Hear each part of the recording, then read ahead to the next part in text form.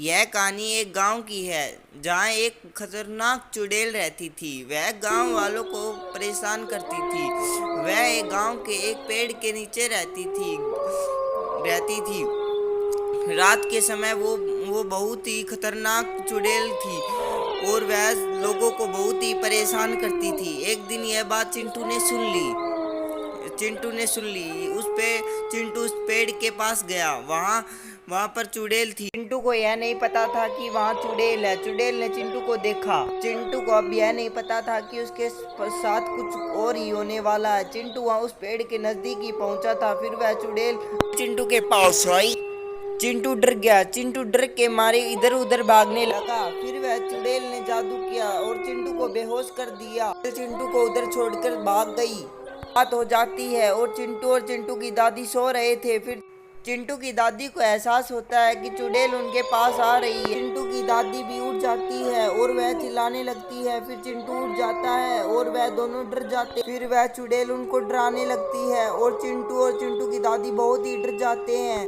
डर के मारे वह इधर उधर भागने लगते हैं और वह बहुत ही चिल्लाते हैं। उनकी मदद के लिए कोई नहीं आता। बहुत ही रात हो जाती है और गांव वाले बहुत ही डरते हैं। गांव वाले डरे होते हैं और वह चिंटू और चिंटू की दादी की मदद के लिए नहीं आते। फिर वह चिंटू पे जादू कर देती है और चिंटू थोड़ी देर बाद बेहोश हो जाता है। फिर चिंटू की दादी उसको पकड़ लेती है। फिर वहां से चुड़ैल चली जाती है और वह सुबह उठ के गांव वालों को यह सारी बात बताती है और वह कहती है कि हमें इस चुड़ैल का कुछ करना होगा, नहीं तो वह हमें सबको परेशान करती रहेगी। इसके बारे में वह सब बातें करते हैं और कुछ ना कुछ सोचते हैं। फिर एक व्यक्ति कहता है कि मैं एक साधु को जानता हूँ, वह बहुत ही अच्छा साधु है, मैं उसको जानता हूँ।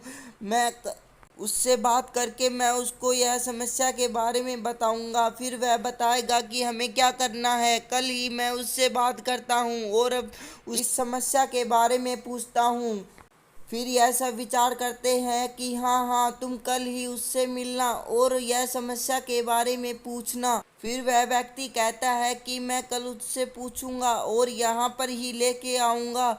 फिर हम सब उससे बात करके अपनी समस्या का हल पूछेंगे। फिर दादी जी कहती है कि हाँ हाँ बेटा, तुम यह काम करना और उसको लेके आना। हम सब अपनी समस्या के बारे में उससे पूछेंगे। फिर वह व्यक्ति उसको लेके आ जाता है और यह सब बातें उसको बताने लगता है। फिर वह साधु कहता है कि हाँ हाँ, ये तो मैं करता ही हूँ। उस चुड़ैल को तो मैं अपनी लातों से ही भगा दूंगा। फिर सभी लोग परेशान होके कहते हैं कि साधु बाबा, उसने हमको सब गांव वालों को परेशान करके रखा है। इस समस्या को हमारी जिंदगी से भगाइए, इसने हमको सब लोगों को परेशान करके रखा है। फिर साधु बाबा कहते हैं हाँ हाँ, मैं उस चुड़ैल को भगा दूंगा। फिर साधु बाबा कहते हैं कि हम उस पेड़ के पास चलेंगे जहाँ वह चुड़ैल बैठती है।